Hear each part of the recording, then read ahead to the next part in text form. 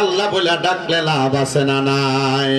আমার আল্লাহ তাআলার প্যারা হাবিব মদিনার কামলিওয়ালা দয়াল নবী রহমাতুল লিল আলামিন নবী রে আমার আল্লাহ তাআলা হাদিসে কুদসির মাধ্যমে জানায়া দেয়। আমার আল্লাহ কয়, হাবিব আমার বন্ধু আমার দোস্ত আমার, আপনি আপনার উম্মতদেরকে জানায়া দেন আমি আল্লাহ ঘোষণা করলাম ওয়াশকুরু নি'মাতাল্লাহি আলাইহিম ইন কুনতুম ইয়্যাহু তা'বুদুন। বন্ধু নবী গো,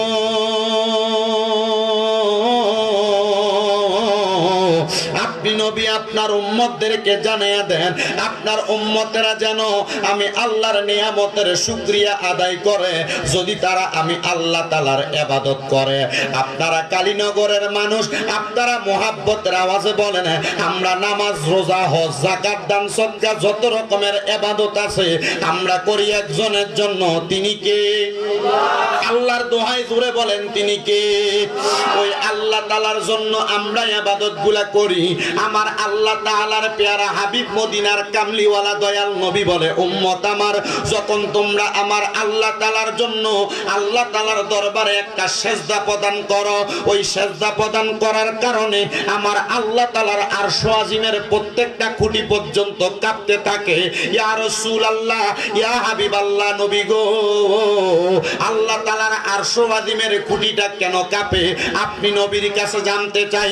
আমার দয়াল নবী রহমাতুল লিল আলামিন নবী বলে, উম্মত আমার আল্লাহ তাআলা আমি দয়াল নবী রহমাতুল লিল আলামিন নবীর কাছে জিবরাইল ফেরেশতার মাধ্যমে গায়বের খবর জানাইয়া দিছে রে। আমার আল্লাহ তাআলার দুনিয়ার জমিনের মধ্য থেকে যখন কোন বান্দারা সেজদার মধ্যে যাইয়া বান্দার চোখের পানিগুলা ফালায়া ফালায়া কান্না করে রে, এ আমি আল্লাহ তাআলার বান্দারা আমি নবীর উম্মতের দলেরা আমার নবী সাহাবায়ে কেরাম সহ সবাইকে ঘোষণা করে, যখন বান্দার চোখের একটা ফোঁটা পানি মাটির মধ্যে পড়ে আমার আল্লাহ তাআলার আরশ আদিমটা থরথর করে কাঁপতে থাকে। রহমতের ফেরেশতারা ডাক দিয়া কয়, মাবুদ আপনি আল্লাহ তাআলা মহিয়ান, আপনি আল্লাহ তাআলা গরিয়ান, আপনি আল্লাহ তাআলার স্থাপত্যকে লড়ানোর মতো ক্ষমতা কারণ নাই, কিন্তু আল্লাহ আরশ আদিমের খুঁটি পর্যন্ত লড়ালড়ি করে। আল্লাহ জানতে চাই কেন আরশ আদিমের খুঁটিটা লড়ে? হযরতে আনাস ইবনে মালিক রাদিয়াল্লাহু তাআলা আনহু হাদিস বর্ণনা করে, তিনি বলে আমি একদিন আমার দয়াল নবী রহমাতুল লিল আলামিন নবীর সাথে মসজিদে নববীর বারান্দার মধ্যে বসা ছিলাম। এমন টাইমে আমার দয়াল নবী রহমাতুল লিল আলামিন নবী ডাক দিয়া কয়, হে সাহাবী আনাস ইবনে মালিক, তুমি কি জানো দুনিয়ার কোনো কিছু চাইলে আল্লাহ তাআলার আরশ আযমকে লাগতে পারে না, একটা জিনিস ছাড়া। আনাস ইবনে মালিক কয়, ইয়া রাসূলুল্লাহ, ইয়া হাবিবাল্লাহ নবী গো, আমার আল্লাহ তাআলার আরশ আযমকে কোনো জিনিস লাগতে পারে না একটা জিনিস ছাড়া। নবী গো, অন্য কোনো কিছুর কথা আমি আনাস ইবনে মালিক আপনার কাছে জানতে চাই না, ওই জিনিস কোনটা যেই জিনিস আল্লাহর আরশ আযম পর্যন্ত লাগতে পারে? হযরতে দয়াল নবী মুহাম্মদ মুস্তাফা আহমদ মুস্তাফা সাল্লাল্লাহু আলাইহি ওয়াসাল্লাম নবী আমার বলে, ও আনাস ইবনে মালিক, আল্লাহর কোন বান্দা যখন দুনিয়ার মধ্যে আমার আল্লাহর কুদরতি কদমের মধ্যে সেজদা দিয়া তার চোখের পানিগুলা ফালাইয়া দেয়, একটা ফোঁটা পানি মাটিতে পড়ার সাথে সাথে আমার আল্লাহর আরশ আযম পর্যন্ত থরথর করে কাঁপতে থাকে। জোরে বলেন সুবহানাল্লাহ। ওরে তুমি তো মালিকুল কাদির, আরে বানাও কত বাদশারে ফকির, এসব তোমার কুদরতের দান, বলেন এসব তোমার কুদরতের দান। আল্লাহ পরওয়ার গুনাহ খাতা মাফ করো আমার, বলেন গুনাহ খাতা মাফ করো।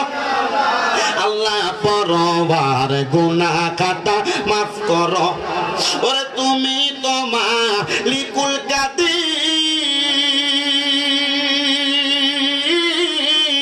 আরে বানাও কত বাদশারে ফকির, এসব তোমার কুদরতের দান, বলেন এসব তোমার কুদরতের দান। আল্লাহ পরওয়ার গুনাহ খাতা মাফ করো আমার, বলেন গুনাহ খাতা মাফ করো আমার। আল্লাহ পরওয়ার গুনাহ খাতা মাফ করো আমার আরে না চাই না কইরাছি গুনাহ মাফ কইরা দাও সাইরা বানা তুমি সারা কে আছে আমার বলেন তুমি সারা কে আছে আমার তুমি যদি মাফ না করো চাইব আমরা কারো দারে তুমি যদি মাফ না করো চাইব আমরা কারো দারে দয়া করো রহিমের রহমান বলেন দয়া করো রহিমের রহমান আল্লাহ পরওয়ার গুনাহ খাতা মাফ করো আমার বলেন গুনাহ খাতা মার আল্লাহ পরওয়ার গুনাহ খাতা মাফ করো আমার তোমার যত বান্দা আছে নারী বলো পুরুষ বলো ইবাদত করে যে তোমার যত বান্দা আছে নারী বলো পুরুষ বলো ইবাদত করে যে তোমার আরে নারী পুরুষ বান্দা যত তুমি আল্লাহ ক্ষমা করো নারী পুরুষ বান্দা যত তুমি আল্লাহ ক্ষমা করো দয়া কইরা দয়া করেন দান বলেন দয়া কইরা দয়া করেন দান আল্লাহ পরওয়ার গুনাহ খাতা মাফ করো আমার বলো গুনাহ খাতা মার আল্লাহ পরওয়ার গুনাহ খাতা মাফ আমার কালীনগর এলাকার ভাই বাবারা বন্ধুরা এবার জানতে চাই আমার আল্লাহর কাছে বান্দা গুনাহ মাফ চাইলে আমার আল্লাহ বান্দার গুনাহ মাফ করতে পারে কি পারে না মুহাব্বতের আওয়াজে বলেন পারে কি পারে না বাজানো আমার কালীনগর এলাকার পর্দার অন্তরালের মা বোনেরা গো মাইকের আওয়াজ যদি কানে যায় মাহফিল শুরু হয়ে গেছে মা সন্ধ্যা থেকে এখন পর্যন্ত যতগুলা কথা আপনাদেরকে বলবো মনোযোগের সাথে ধৈর্যের সাথে শুনবেন তার পূর্বে মুহাব্বতের আওয়াজে জবান খুলে দুরূদ শরীফ পড়েন আল্লাহুম্মা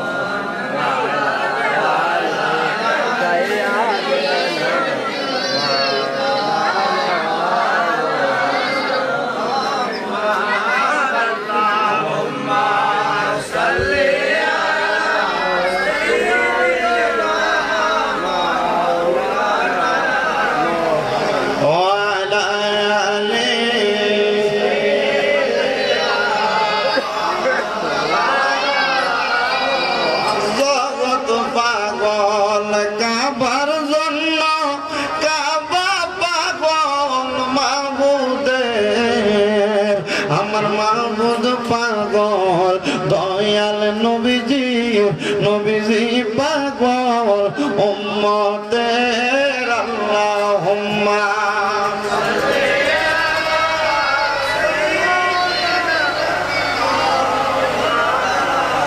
মুহাম্মদ ওয়ালা আলি সাইয়্যিদিনা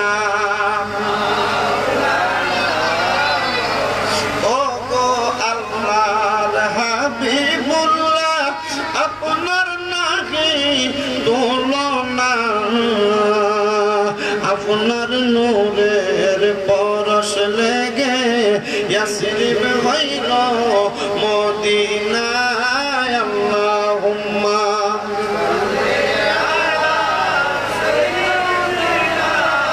মাওলানা মুহাম্মদ ওয়ালা আলি সাইয়্যিদিনা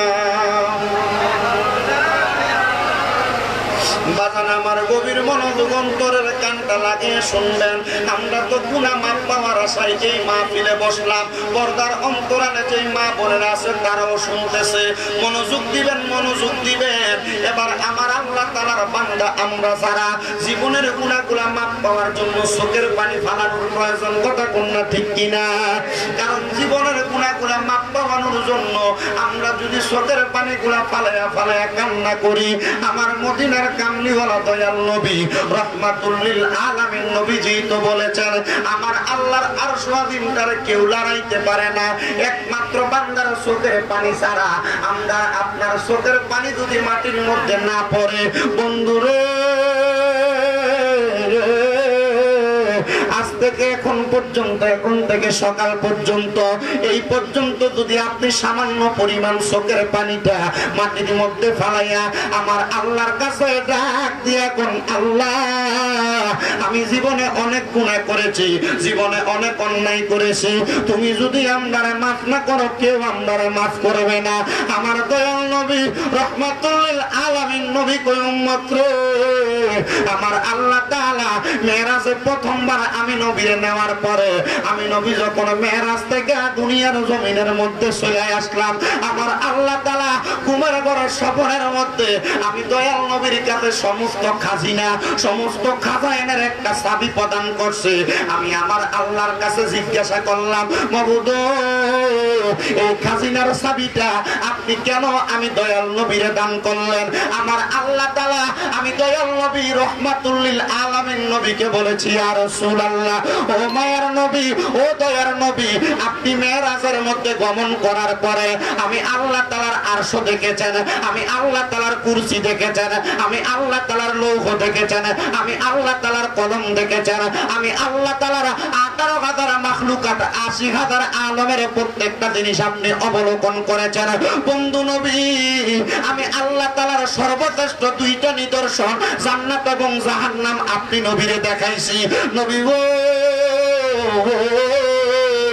আপনি দয়াল নবীরে যখন আমি আল্লাহ তাআলা সর্বপ্রথম জান্নাতের দরজার মধ্যে নিলাম, জান্নাতের দরজা থেকে আপনি নবীর দূরত্ব ছিল 500 মাইল, 500 মাইল দূরে থাইকা আপনি নবী একটা সুঘ্রাণ আপনার নাকের মধ্যে পাইছেন, মনে আসেনি? আমার দয়াল নবী কই, আল্লাহ অবশ্যই আমি দয়াল নবী 500 বছর রাস্তা দূর থেকে যে গ্রামটা পাইছি, ওই গ্রামটা আমি দয়াল নবীর মনে আছে। নবী গো, আমি আল্লাহ বলছিলাম ওই গ্রামটা হলো মেশকো আম্বরের গেরার, আপনি দয়াল নবীর এই কথা মনে আসেনি? আমার নবী কয়, না আমি আর রব্বে কারীম, হ্যাঁ মনে আছে।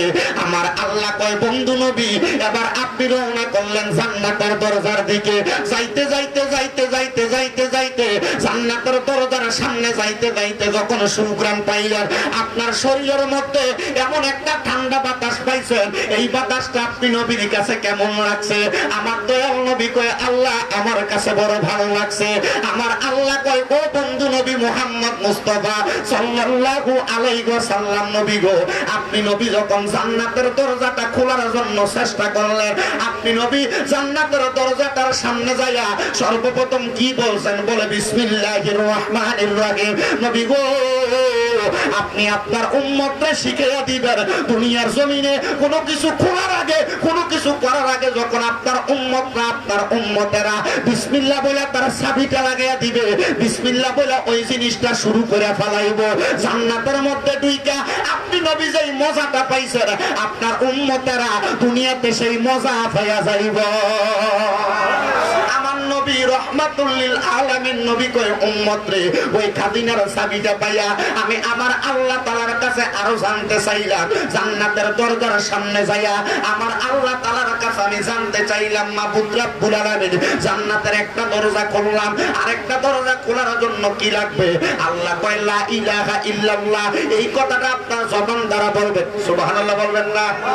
আমার দয়াল নবী লা ইলাহা ইল্লাল্লাহ শব্দ ব্যবহার কইরা জান্নাতের 6টা দরজা খুলছে আর 7টা দরজা খুলছে।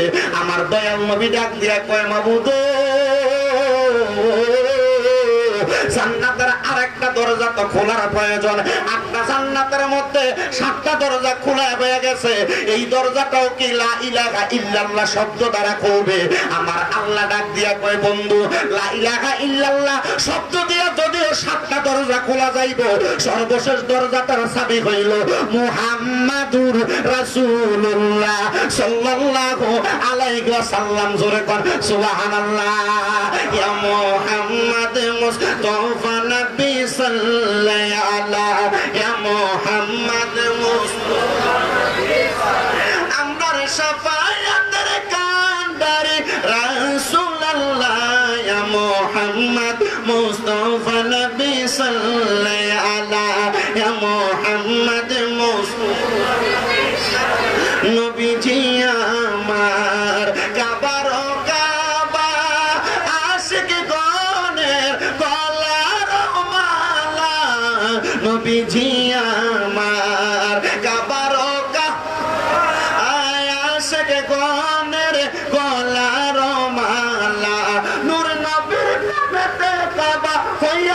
কালা ইয়া মুহাম্মদ মুস্তাফা নবী সাল্লাল্লাহু ইয়া মুহাম্মদ মুস্তাফা নবী সাল্লাল্লাহু কেউ বা বলে নবী নূরের পুতুল, কেউ বা বলে নবী গোলাপের ফুল। সুবহানাল্লাহ বলবেন না? ও বন্ধুরে, ও নবীর উম্মতের দলেরা, আরেকটু মনোযোগ দিলে পুরাটা আলোচনা বুঝতে পারবেন। বেশিক্ষণ সময় আপনাদেরকে আমি কষ্ট দিব না বাবারা। আজকের এই মাহফিলটা কালীনগর মেম্বার বাড়ির উঠান মাঠের মধ্যে কালীনগরের মরহুম মুর্তুজালি মেম্বার সাহেবের ইসালে সওয়াব এবং সমস্ত এলাকাবাসীর জন্য দোয়ার আয়োজন। এই মাহফিলে বৈশা আখিরি মুনাজাতে শুধু তাদের জন্য দোয়া করে দিয়া যাবেন। রাজি আছেন নি? যতক্ষণ কথা বলবে একটু মনোযোগ দিয়ে শোনার চেষ্টা করবেন, কষ্ট নিবেন না, নিজের সন্তানের মতো মনে করবেন, ছোট ভাইয়ের মতো মনে করে একটু কষ্ট করে আলোচনাটা শ্রবণ করেন। আমার দয়াল নবী কয় আল্লাহ 7টা দরজা করলাম লা ইলাহা ইল্লাল্লাহ দিয়া, 8 নাম্বার দরজা করলাম মুহাম্মাদুর, কথা কয় না, মুহাম্মাদুর রাসূল দিয়া। তাহলে মুহাম্মাদুর রাসূলুল্লাহ বইলা 8 নাম্বার দরজাটা খুলে আমার নবী জান্নাতে প্রবেশ করবে। আল্লাহর কাছে কয় আল্লাহ এত সুন্দর জান্নাত, এই জান্নাতে থাকবো ডাকে।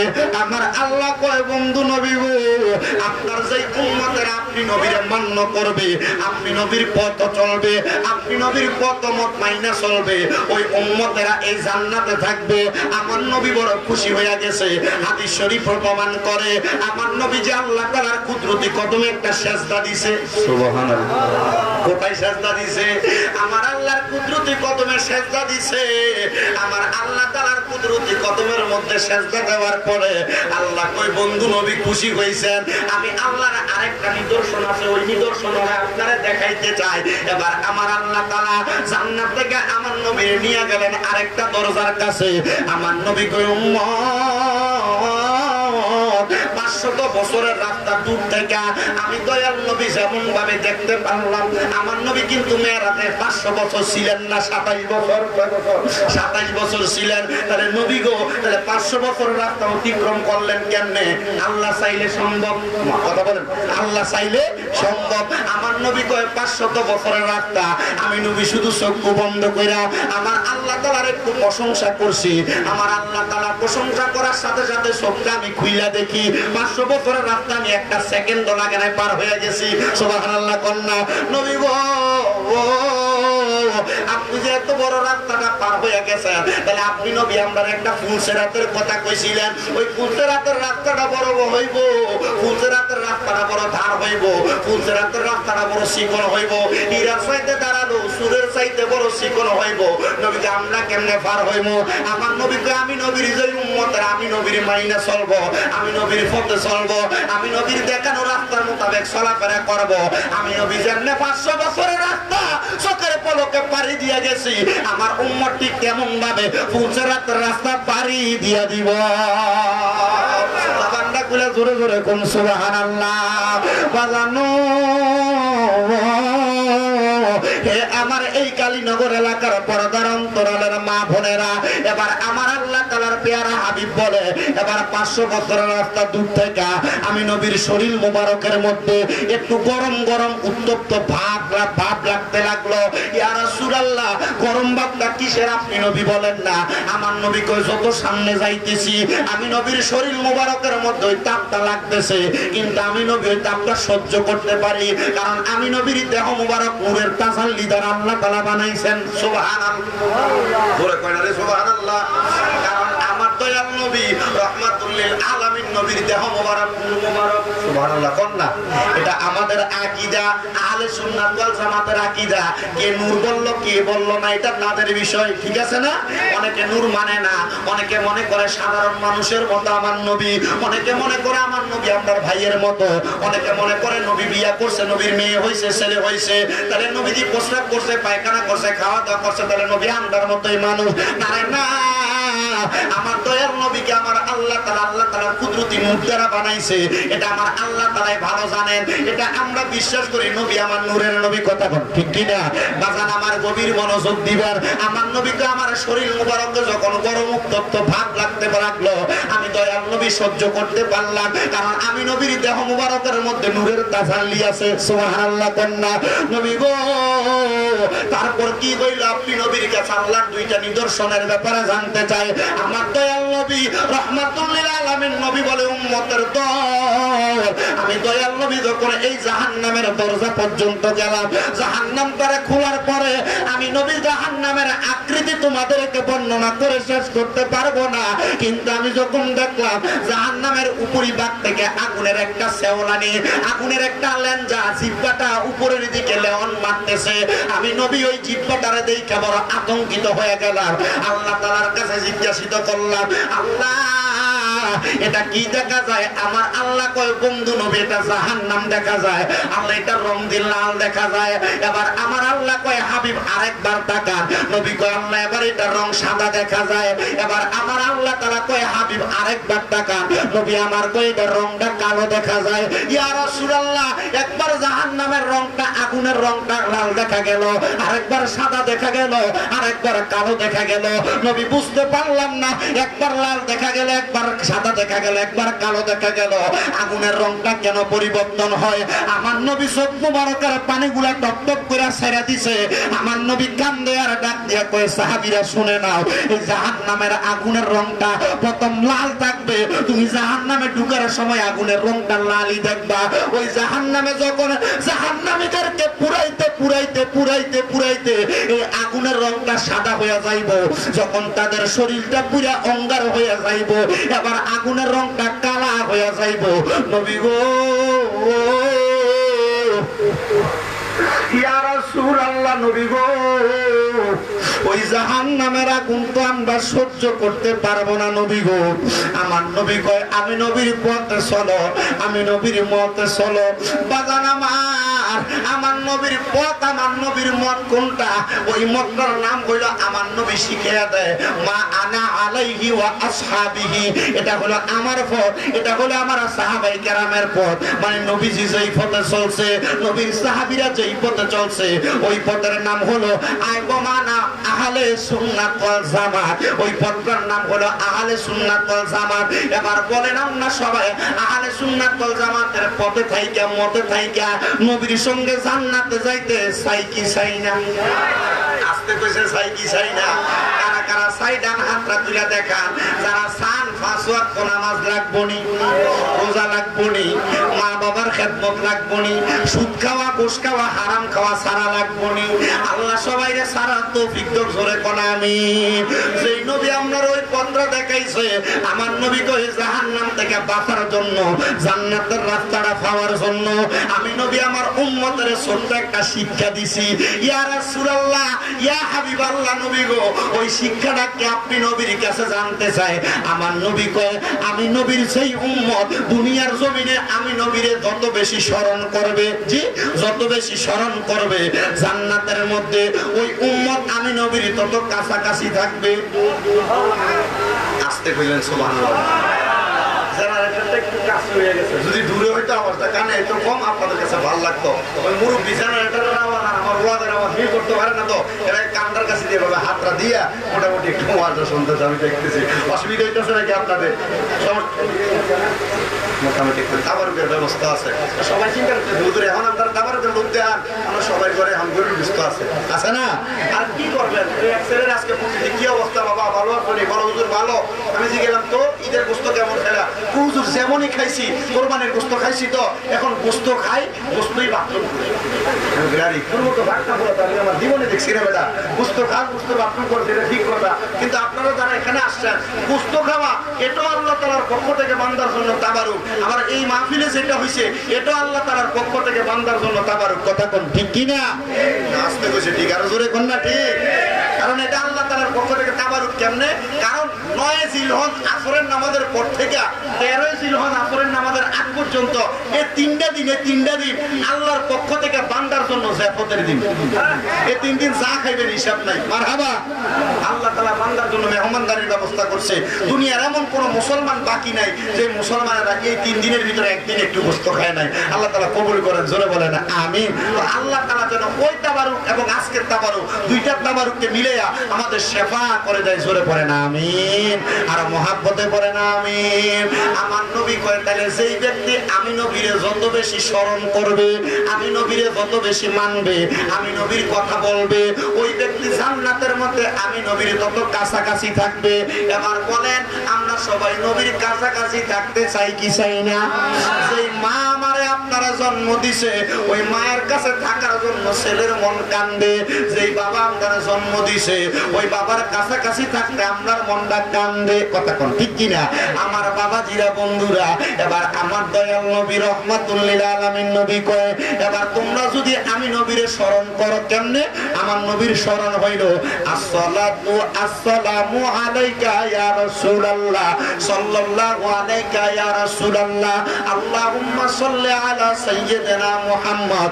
এমন ভাবে দুরূদ শরীফের মাধ্যমে আপনি যখন আমার নবীরে স্মরণ করবেন, আমার আল্লাহ তাআলার পেয়ারা হাবিব বলে ওই স্মরণের মাধ্যমে তুমি আমি নবীর কাছাকাছি থাকবা, কাছাকাছি থাকবা। এবার আমি জানতে চাই এই এলাকার মধ্যে যে মেম্বারের কথা বলা হয়েছে অথবা মাহফিলের সভাপতি মণ্ডলী আলহাজ শফিকুল ইসলাম শফিক সাহেব, জনাব মোহাম্মদ দুলাল মেম্বার সাহেব, উনি এখানে যারা যারা আছেন মনে করেন আমার ডান পাশে মুরব্বী বসা, ওনার জন্য একটা সুন্দর সম্মানের চেয়ার দেওয়া হয়েছে। এবার যদি আপনাদের এলাকার চেয়ারম্যান আসে, বাদ দিলাম চেয়ারম্যান, আপনাদের এলাকার এমপি মহোদয় ব্যারিস্টার সুমন সাহেব, উনি যদি আসে ওনারও কি আপনি এখানে বসাইবেন না? ইন্তেজাম আরো বড় হবে, কারণ উনি একজন এমপি মহোদয়। এবার এমপির জায়গায় যদি কোনো মন্ত্রী আসে ওনার জন্য আরো বড় আয়োজন। কথা বলেন, ওনার জন্য আরো বড় আয়োজন। মন্ত্রীর জায়গায় যদি প্রধানমন্ত্রী আসে ওনার জন্য আরো বড় আয়োজন। প্রধানমন্ত্রীর জায়গায় যদি বাংলাদেশের কোন স্পিকার আসে অথবা বাংলাদেশের মানে যিনি রাষ্ট্রপতি তিনি আসে, আয়োজনটা আরো বেশি, আয়োজনটা আরো সুন্দর। আমার দয়াল নবী রহমাতুল লিল আলামিন নবীর উম্মতেরা মনে রাখবা, আমার আল্লাহ তাআলা আরশ বানাইছে আমার নবীর প্রেমে, কুরসি বানাইছে আমার নবীর প্রেমে, সাত আসমান বানাইছে আমার নবীর প্রেমে, সাত জমিন বানাইছে আমার নবীর প্রেমে, জান্নাত বানাইছে আমার নবীর প্রেমে, জাহান্নাম বানাইছে আমার নবীর প্রেমে। আমার আল্লাহ তাআলা এই সকল কিছু যেই নবীর প্রেমের কারণে বানাইছে, আমি জানতে চাই ওই নবীর জন্য জান্নাতটা কি স্পেশাল না নন স্পেশাল? ওরে ছিলেন আল্লাহ গোপনের গোপাল, নবী হইতে করিলেন ওরে ছিলেন আল্লাহ গোপাল, নবী হইতে করিলেন সৃজন। ওরে বীর পরিবার সকল নবীর নূরের ফসিলা, নূরের নবী শুইয়া আছে সোনার মদিনা, মদিনা নূরের নবী শুইয়া আছে সোনার মদিনা, মদিনা নূরের নবী শুইয়া আছে সোনার মদিনা। বলেন মদিনা নূরের নবী শুইয়া আছে সোনার মদিনা, মদিনা নূরের নবী শুইয়া আছে সোনার মদিনা। ও বন্ধু, ও নবীর উম্মতের দলেরা, আশিক রাসূল ভাইয়েরা, বাবাজিরা, একটু মুহাব্বতের আওয়াজে বলেন ওই নবীর জন্য আল্লাহ তাআলা জান্নাতটা কি স্পেশাল বানাইছে না নন স্পেশাল? আমার জন্য আপনার জন্য যেই জান্নাত নবীর জন্য কি ওই জান্নাত নাকি না? আমার আল্লাহ কয় হাবিব আমি আপনার জন্য এমন সুন্দর একটা জান্নাতের ব্যবস্থা করেছি, আপনি নবীর সুন্দর জান্নাতের মধ্যে থাকবেন। এবার আমার নবী কয় আল্লাহ আপনি যে বললেন আমি নবীর প্রতি যারা যারা দুরূদ শরীফ আদায় করবে বেশি বেশি, এরা আমি নবীর কাছাকাছি জান্নাতে থাকবে। আল্লাহ এদেরকে কি আমি নবীর স্পেশাল জান্নাতে ঢুকাইবেন নি?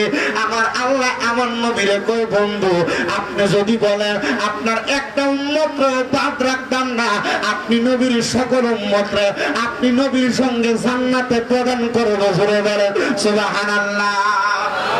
আমার নবীর সঙ্গে জান্নাতে থাকার জন্য একটু মুহাব্বতের আওয়াজে ওই নবীর প্রতি দুরূদ শরীফ আদায় করেন। আল্লাহুম্মা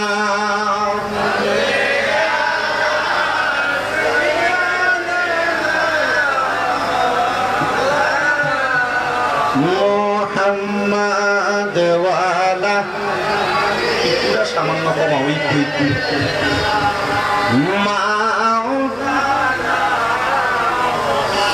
এই দুনিয়ায় আমরা সবাই কবর দেশের প্যাসেঞ্জার, কেউ বা আগে কেউ বা পরে যাইতে হবে গোরের পার। আল্লাহুম্মা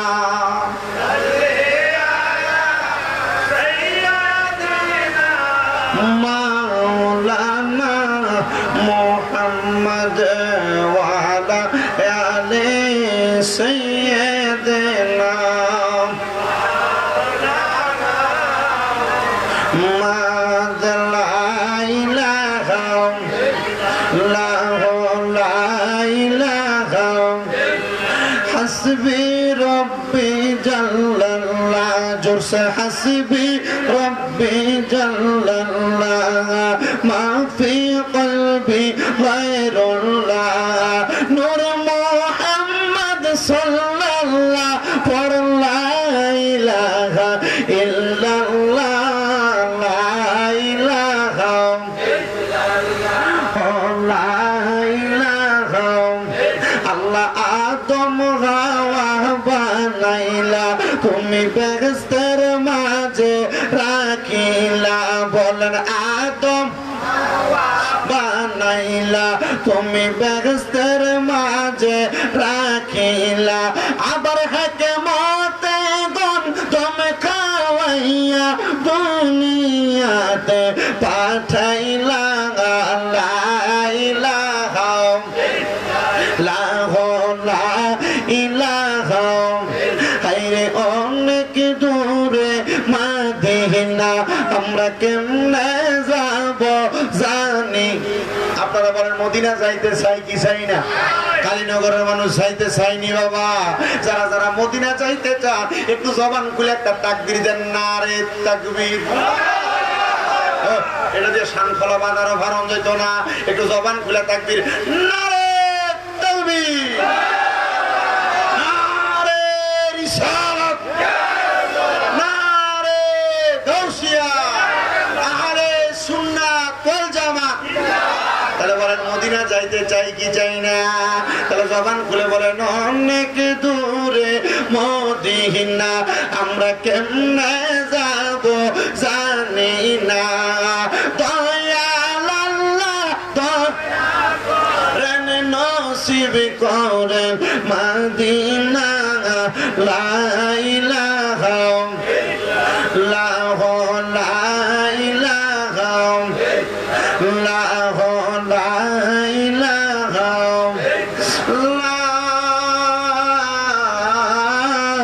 ইলাহা ইল্লাল্লাহ মুহাম্মাদুর রাসূলুল্লাহ সাল্লাল্লাহু আলাইহি ওয়াসাল্লাম। আমার বাবাজিরা বন্ধুরা, আফদালুজ যিকরি লা ইলাহা ইল্লাল্লাহ। এই লা ইলাহা ইল্লাল্লাহ জিকির হলো সবচেয়ে উত্তম জিকির, ফজল জিকির, বরকতপূর্ণ জিকির। কিন্তু আমার আল্লাহ তাআলার প্যারা হাবিব মুহাম্মদ মুস্তাফা আহমদ মুস্তাফা সাল্লাল্লাহু আলাইহি ওয়াসাল্লাম নবী ঘোষণা করে উম্মতেরা লা ইলাহা ইল্লাল্লাহ জিকিরের পাশাপাশি যখন আল্লাহর কোন বান্দা তার জীবনের গুনাহগুলো মাফ করানোর জন্য আল্লাহ তাআলার জিকির মানে আল্লাহ বলে শব্দ করে, তার কলবের মধ্যে নাড়া দেয়, তার কলবের মধ্যে ধাক্কা দেয়, আল্লাহ তাআলা তার জীবনের সব গুনাহগুলো maaf করে দেয়। যাদের যাদের জবান আছে, যারা বোবা না, যাদের কথা বলার ক্ষমতা আছে, এখানে যারা বসছেন, আপনাদের সবার কাছে আমার আবদার হইল, যাদের জবান আছে তাদের কাছে আমার দাবি আছে, যাদের জবান নাই তাদের কাছে আমার কোনো দাবি নাই। জবান যদি থাকে জীবনের গুনাহগুলো maaf করানোর জন্য মুহাব্বতের আওয়াজে উচ্চ কণ্ঠে আমার আল্লাহ তাআলার স্মরণ করেন আর আল্লাহ আল্লাহ বলে ডাক দিবেন। ডাইনে বামে না তাকায়া চোখটা বন্ধ করে দিয়া একটু মুহাব্বতের আওয়াজে আল্লাহকে ডাক দেন, আল্লাহ আল্লাহ আল্লাহ আল্লাহ আল্লাহ আল্লাহ আল্লাহ আল্লাহ আল্লাহ আল্লাহ আল্লাহ আল্লাহ দিলে দিলে মনে মনে দিলে দিলে মনে মনে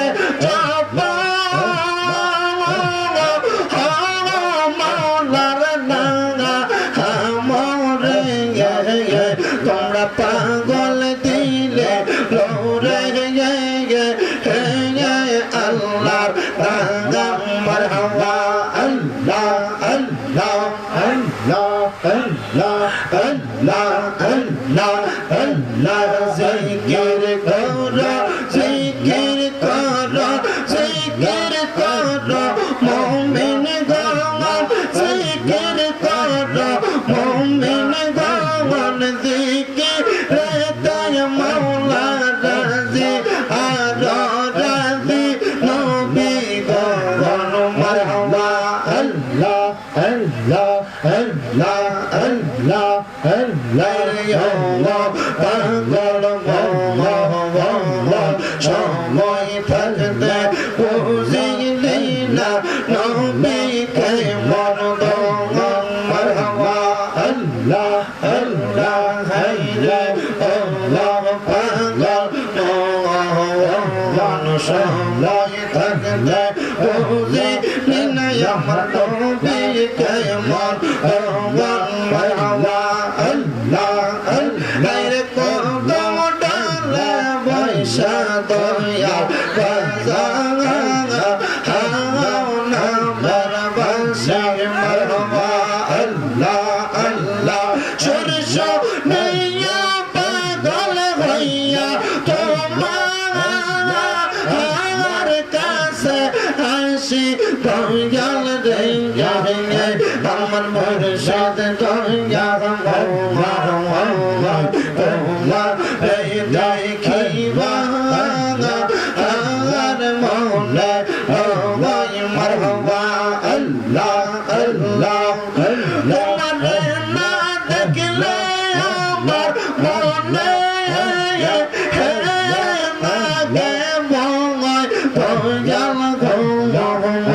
আমার মুর্শিদ দয়া তোমার দেখিবা আমার মনে হয় মারহাবা আল্লাহ আল্লাহ আরে মনে আমার তো সেরার গইয়া গইয়া রাজলে মারহাবা আল্লাহ আল্লাহ পাইলা তোমার কদম যুগল সারা আইতাম মোর বুকে দয়াল গো আমার মুর্শিদ দয়া তোমার দেখিবা আমার মনে লয় মারহাবা আল্লাহ আল্লাহ আল্লাহ কত ভালোবাসি নাসিরুদ্দিন তোমার জানে তোমার মারহাবা আল্লাহ আল্লাহ শাহজালালের পর গন্ডারি করছে তোমায় রহমত মুর্শিদ মোহাম্মদ আমার মুর্শিদ দয়া মোহাম্মদ তোমারে দেখিবা আমার মনে হয় মারহাবা আল্লাহ দয়াল নিলে না খবর ইন যায় মাস যায় শেষ হইলে বছর মারহাবা আল্লাহ আল্লাহ আল্লাহ আল্লাহ আল্লাহ ইলাহা ইল্লাল্লাহ মুহাম্মাদুর রাসূলুল্লাহ সাল্লাল্লাহু আলাইহি ওয়াসাল্লাম। সবাই মুহাব্বতের আওয়াজে উচ্চ কণ্ঠে বলেন সাল্লাল্লাহু আলাইহি ওয়াসাল্লাম। এবার আপনারা বলেন আমার আল্লাহ তাআলাকে অন্তর থেকে মুহাব্বতে স্মরণ করলে আমার আল্লাহ তাআলা আপনাদেরকে আমাদের সবাইকে ক্ষমা করতে পারে কি পারে না? বাজান রে আমার ও নবীর উম্মতের দলেরা, আমি আপনাদের কাছে আল্লাহ তাআলার কোরআনুল কারীমের ছোট্ট একটা আয়াতের উপরে ছোট্ট একটা ঘটনা ওয়াকিয়া বলে আমি আমার বয়ানটা শেষ করব। আমার আল্লাহ তাআলা কোরআনুল কারীমের মধ্যে ঘোষণা করেছে ওয়াকারনা ফি বুয়ুতিকুন্না ওয়ালা তাবাররাজনা তাবাররুজাল জাহিলিয়াতিল উলা। এই আয়াতে কারীমার তাফসীর করতে গিয়ে আল্লামা জালালউদ্দিন সুয়ুতী রাহমাতুল্লাহ আলাইহি এবং জালালউদ্দিন মুহুল্লী রাহমাতুল্লাহ আলাইহি তারা দুইজনে একই সাথে আয়াতে কারিমার তাফসীর উল্লেখ করেন তাফসীর জালালাইন শরীফের মধ্যে। এই আয়াতে কারিমার তাফসীরের অনুবাদ হইল আমার আল্লাহ তাআলা আমার বন্ধু নবী মুহাম্মদ মুস্তাফা সাল্লাল্লাহু আলাইহি ওয়াসাল্লাম নবীর উম্মতের মধ্যে সাহাবায়ে কেরাম যখন নতুন নতুন ইসলাম ধর্ম গ্রহণ করতেছে, আমার আল্লাহ তাআলার প্যারা হাবিব মুহাম্মদ মুস্তাফা সাল্লাল্লাহু আলাইহি ওয়াসাল্লামের সাহাবায়ে কেরামের অনেক স্ত্রীরা, অনেক মেয়েরা, অনেক বোনেরা ব্যাপকভাবে পরপুরুষের সামনে যখন চলাফেরা করতেন, ওই সময় আমার আল্লাহ তাআলা আমার নবীরে জানায় দেয় ও ইয়া রাসূলুল্লাহ নবী গো, আপনি আপনার উম্মতদেরকে জানায় দেন, সাহাবায়ে কেরামদেরকে জানায় দেন, তারা যেন তাদের নারীদেরকে, তাদের মহিলাদেরকে তারা যেন জাহিলিয়া যুগের নারীদের মতো বের হতে না দেয়। আয়াতে কারিমার ব্যাখ্যা শোনেন, আয়াতে কারিমার সারমর্ম শোনেন। আমার আল্লাহ তাআলা কেন আয়াত নাযিল করলেন? আমার প্যারা হাবিব মুহাম্মদ মুস্তাফা সাল্লাল্লাহু আলাইহি ওয়াসাল্লামের আরেকজন প্রেমিক যিনি তাফসীরে বাইজাবি লিখেছেন, উনি উনার এই আয়াতের তাফসীরের মধ্যে উল্লেখ করতেছেন, জগৎবাসী তোমরা শুনে নাও, আমার আল্লাহ তাআলা প্যারা হাবিব মুহাম্মদ সাল্লাল্লাহু আলাইহি ওয়াসাল্লাম নবীর উম্মতদেরকে এই জন্য জানাইছেন, যখন জাহিলিয়া যুগের মহিলারা ব্যাপকভাবে খোলা চুলে বের হইতো, কিভাবে খোলা চুলে বের হইতো, মেলা করত, মেলা মহিলারা মেলার মধ্যে ঘোরাফেরা করত, মেলার মধ্যে নিজেরা দোকান নিয়ে বসতো। বর্তমানে এমন অনেক মহিলা দোকানদারি করে, আছে না? মহিলা দোকানদারি করে। আবার দেখবেন বর্তমানে এমন একটা অবস্থা তৈরি হয়েছে, ফেসবুক সোশ্যাল মিডিয়ার মাধ্যমে মহিলারা এসে কাপড় দেখে দেখে কাপড় বেচে, জামা বেচে, বিভিন্ন প্রোডাক্ট সেল করে, যেটারে তারা সোশ্যাল মিডিয়ার মাধ্যমে, ফেসবুকের মাধ্যমে আলাদা একটা ইনকাম মনে করে, বন্ধুরে মনে করে।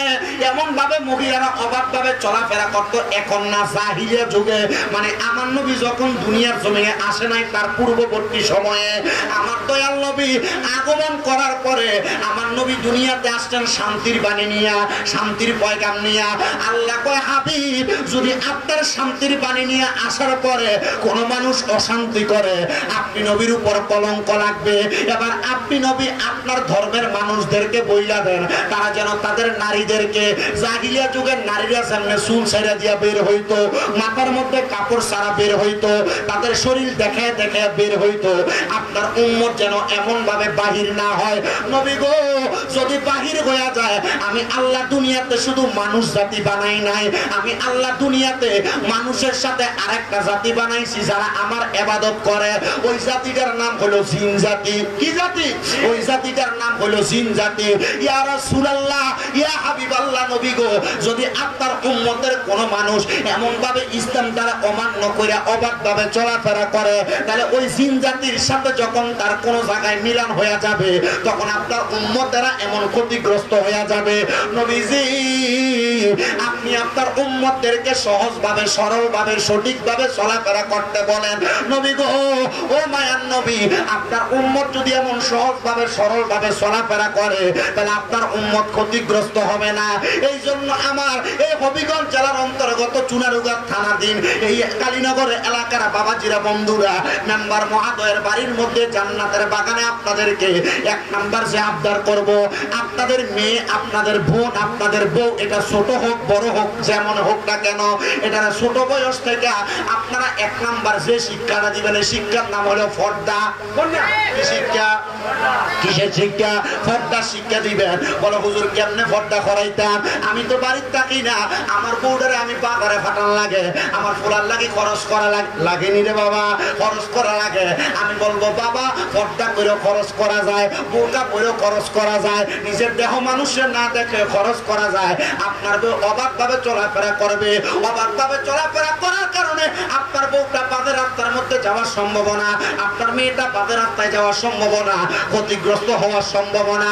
আল্লাহর কসম 2023 থেকে 24 সেশনের মধ্যে অনেক জায়গার মধ্যে পর্দার ওয়াজ করার কারণে ওই এলাকার ছোট ছোট বাচ্চারা মাথার মধ্যে হেজাব পরে, মারহাবা কন্যা মিয়া, ওই এলাকার ছোট ছোট বাচ্চারা মাথায় হেজাব পরে, তাদের মা বাবা তাদেরকে পর্দা করায়। মাত্র 100-150 টাকা দিয়ে একটা হেজাব কিনা দিবেন আপনার মাইয়াটারে, আপনার মাইয়া হেজাব করলে দেখবেন তার সৌন্দর্য বৃদ্ধি পাইছে। পর্দাটা করাইবেন করাইবেন করাইবেন, পর্দাটা করানোর কারণে আপনার মাইয়াটা, আপনার বউটা, আপনার নাতিটা, আপনার বাড়ির মধ্যে যে মহিলাগুলা এরা শান্তিতে থাকবে, এদের কোনো আক্রমণ হবে না। আমার নবী কয় মহিলাদেরকে দুনিয়ার জমিনে যদি ওই মহিলারা 7টা কাজ করে, ওই মহিলারা কোনোদিন ক্ষতিগ্রস্ত হয় না। নবী গো কোন 4টা কাজ? আমার নবী কয় 1 নাম্বার পর্দাটা করা, 2 নাম্বার আল্লাহ তাআলার ইবাদতটা সহিভাবে করা, বিবাহিত হইলে সে যেন তার মা বাবার খেদমতটা ঠিক, বিবাহিত হইলে স্বামীর খেদমতটা করা, আর দুনিয়ার জমিনে থাকা অবস্থায় রোজা আদায় করা।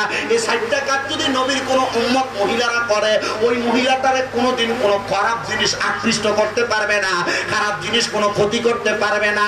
এই জন্য আপনাদের কাছে আপনাদের ভালোর জন্য বলে দেওয়া যায়, এই মেম্বার বাড়িতে এই মাহফিলের মধ্যে আপনারা বসছেন, আপনার যদি বোন থাকে, আপনার যদি মেয়ে থাকে, এরা যদি ছোট হয়, ছোট থেকে এদেরকে পর্দা করানোর অভ্যাস করবেন।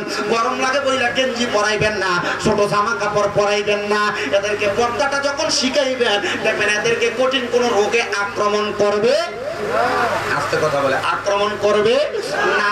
বন্ধুরে ও নবীর উম্মতের দলেরা, এই জন্য আপনাদের সবার কাছে আমি আবদারটা জানাইলাম, এই আবদারের উপরে আপনারা আমলটা করার চেষ্টা করবেন। অন্যথায় যদি আপনার মা, আপনার বোন, আপনার বউ, আপনার কন্যা, আপনার পরিবারের মহিলারা এমন অবাকভাবে জাহিলিয়া যুগের নারীদের মতো চলাফেরা করে, দেখবেন বিভিন্ন জায়গায় খবর পাওয়া যায় অনেক মেয়েদেরকে ইফটিজিং করে, ধর্ষণ করে রাস্তার পাশে পাশে ফেলে রাখা হয়েছে। এটার কারণ কি? কারণ তার চেহারাটা অন্য কোনো পুরুষ দেখে তার প্রতি আকর্ষিত হইয়া ওই মহিলাটার উপর একটা অবাক দৃষ্টি নজর দেওয়ার কারণে তার উপর খারাপ একটা নজর দিয়েছে। শোনেন বাবাজিরা, মহিলারা যদি দুনিয়াতে এমন পর্দা মেনটেন করে নামাজ পড়ে, রোজা রাখে, আল্লাহ তাআলার ইবাদত করে, আমার আল্লাহ তাআলা ওই মহিলাদেরকে হেদায়েত প্রদান করে, ওই মহিলাদেরকে বড় ওলি বানায়। সুবহানাল্লাহ কোন মিয়া। ও বন্ধু, ইরাকের মধ্যে সুন্দর একটা জায়গা, যে জায়গাটার মধ্যে মানুষ সকলেই দুনিয়ার জমিনে কোনো পেরেশানি মনে করতেন, ওই জায়গায় এসে তারা মিলন হইতেন। জায়গাটার মধ্যে খোলামেলা একবারে পাহাড়ি বাতাস, ওই জায়গার মধ্যে আগমন করত। তো ওই জায়গায় ইসমাইল বুখারী নামক, বুখারী শরীফের, মারহাবা কোন মিয়া, বুখারী শরীফের যিনি লেখক ছিলেন, উনি ওই এলাকার মধ্যে একদিন গমন করলেন। গমন করার পরবর্তী সময়ে ওই এলাকার আরেকজন বড় মাপের আল্লাহর ওলি, তিনি বলেন আমি যখন ওই এলাকার উপর দিয়ে যাইতেছিলাম, আমার নাকের মধ্যে একটা সুঘ্রাণ আসছে। সুবহানাল্লাহ। উনি বলেন আমার নাকের মধ্যে সুঘ্রাণ আসার কারণে আমি হঠাৎ করে চিন্তাগ্রস্ত হইলাম, না জানি আল্লাহ তাআলার সৃষ্টিগত 2টা জাতির মধ্যে মানুষ জাতি না, হয়তোবা এখান দিয়ে কোনো জিন জাতি চলাফেরা করেছে। মারহাবা কোন জাতি? জিন জাতি। আপনারা পাহাড়ি এলাকায় বসবাস করেন, অথবা মোটামুটি একটা পাহাড়ি এলাকা, আর আমি যে দিক দিয়ে ঘুরে মোটামুটি হচ্ছে গাছির মুরানা গাজীর বাজার, ওই গাদি দিয়া হইয়া যেভাবে আমি দেওয়ানি চা বাগানের ভিতর দিয়ে আইছি, আমি মনে হইতেছে বাংলাদেশের এরিয়ার বাইরে কোনো জায়গায় ঢুকতেছে। আমার কাছে এমন মনে, তবে রাস্তাটা ভালো হওয়ার কারণে পরে এসে আটকে আমাকে যে ব্রিজ দেখছি, যে বাঙ্গালা সানতলা পার হওয়ার পরে আমি স্বাস্থ্যের এই জায়গায় যদি আটকে যাই, খবর আছে আমার ড্রাইভার হুজুর এখন ফারিয়া যাইতেছেন, আমার সময় যদি ব্রিজটা নিচে গেছে গা, আমি চিন্তা করেছি যাওয়ান দেবে একটা ব্যবস্থা, এলাকার মানুষ বালা, এলাকার মানুষ পার করে দেবো। আমি কিছু ঠিক আছে, পার করে দেবো, আলহামদুলিল্লাহ, আল্লাহ যেন কবুল করে। জোরে কোন আমি বলেন, আমি একটা সুঘ্রাণ পাইলাম, আমি হঠাৎ চিন্তা করছি, দেখবেন এই জন্য মাঝে মাঝে যখন কোনো জায়গায় একা থাকবেন, কোনো বাতাসের মাধ্যমে যদি কোনো সুঘ্রাণ নাকে দেখেন, সাথে সাথে আপনি আপনার গাটার মধ্যে আউযু বিল্লাহ বিসমিল্লাহটা কইরা পারলে একবার কইরা ডান দিকে বাম দিকে দুই তিনবার ফু দিয়ে দিবেন। মারহাবা কর। এটা করলে কি হবে, আপনার শরীর সব সময় খারাপ কোনো কুনজর থেকে বাইসা থাকবো। আরেকটা জিনিস করবেন, সর্বাবস্থায় সব সময় ওযু করে থাকার চেষ্টা করবেন। আল্লাহর নবী কয় ওযু অবস্থায় থাকার কারণে যদি ওই অবস্থায় আমি নবীর কোনো উম্মত মারা যায় তাহলে তার মরণ হইব শহীদের মরণ। আস্তে সুবহানাল্লাহ কইছেন, আরো জোরে কোন সুবহানাল্লাহ। আপনি গাড়ি চালান, এই বলা তুমি গাড়ি চালাও না, গাড়ি চালান, আপনি দোকানদারি করেন, আপনি দুনিয়ার কোন সাধারণ কর্ম করেন, ওযু করে থাকলে কি আপনার কেউ মারবো, জরিমানা লাগবো, কারো কোনো ট্যাক্স দেওয়া লাগবো, কিছুই তো লাগবো না। ওযু করে থাকলে কোনো অসুবিধা আছে? মা বোনরে বলবো আপনারাও ওযু করে থাকবেন, দেখুন আপনার চেহারা নূর বৃদ্ধি হবে, চেহারা সৌন্দর্য বাড়বে। তা আপনি যদি ওযু করে খান, পবিত্র থাকেন, আপনার চেহারা নূর যখন বাড়বো তখন আর আমনের জামাই অন্য কোনো বেরিয়ে দিকে চাইতো না। মারহাবা কর না কেন? তো বেরিয়ে থাকে একবার ব্যক্তির মতো মাছ করে যে জামাই আসরের সময় কাঁধের থেকে মাছ করে যে হাতের ভিতরে মাছের গন্ধ হয়, দিনে যে রান্না বান্না করছে রান্নার এই পুরা গন্ধ গায়ের ভিতরে লাগে দেয়, তো জামাই ঘরে এলে বোর দিকে তাকাইয়া শান্তি বাড়া দেখে বাইরে গেলে অন্য বেরির দিকে কথা কন না কেন? তো বেরিয়ে কি করে বাপের বাড়ির যাইতে, বিয়ার যাইতে, অন্য কোনো অনুষ্ঠানে যাওয়ার সময় ঠিক মতো হাসে, সুন্দর করে সাজ্জা থাকে, কিন্তু জামাই লেগে সাজে না। কিন্তু আল্লাহর নবী কয় মহিলাদের সাধনটাই হলো জামাই লেগে। সুবহানাল্লাহ নাই? আরো জোরে কইলেন না সুবহানাল্লাহ? আল্লাহ যেন কবুল করে, জোরে বলেন আমিন। তাহলে আপনারা পবিত্র থাকবেন, ওযু অবস্থায় থাকবেন। তো সেই কথাটা বলতেছিলাম, উনি বলেন আমি সুগ্রাণটা পাইয়া আমি চিন্তা করলাম আশেপাশে মনে হয় আল্লাহ তাআলার দুই জাতির এক জাতি জিন জাতি আছে। মারহাবা। আমি যখন এই চিন্তা করলাম, আমি হঠাৎ করে চিন্তাটা কইরা জিন জাতির সঙ্গে কথা বলার জন্য, মুলাকাত করার জন্য আমি 2 রাকাত নামাজ পড়ছি, যে নামাজটা নফল নামাজ, নফল নামাজটা পড়া আমি আবার চেষ্টা করলাম জিন জাতির সঙ্গে কথা বলতে। এবার আমি চোখটা বন্ধ করার সাথে সাথে আমি দেখি আমার চোখের সামনে ওই বুখার এলাকার ইসমাইল বুখারীর চেহারাটা বাসতাছে। আমি জিগাইলাম আপনি কি ওই আল্লাহর ওলি যিনি আল্লাহর নবীর হাদিসকে রক্ষা করতেছেন, আল্লাহর নবীর হাদিসকে আপনি লিপিবদ্ধ করতেছেন? বলে হ্যাঁ। বলে আমি তো আপনাকে দেখতে চাই নাই, এখানে যে সুগ্রাণ আসছে ওই সুগ্রাণ ওলা জিন জাতি দ্বারা আমি দেখতে চাইছি।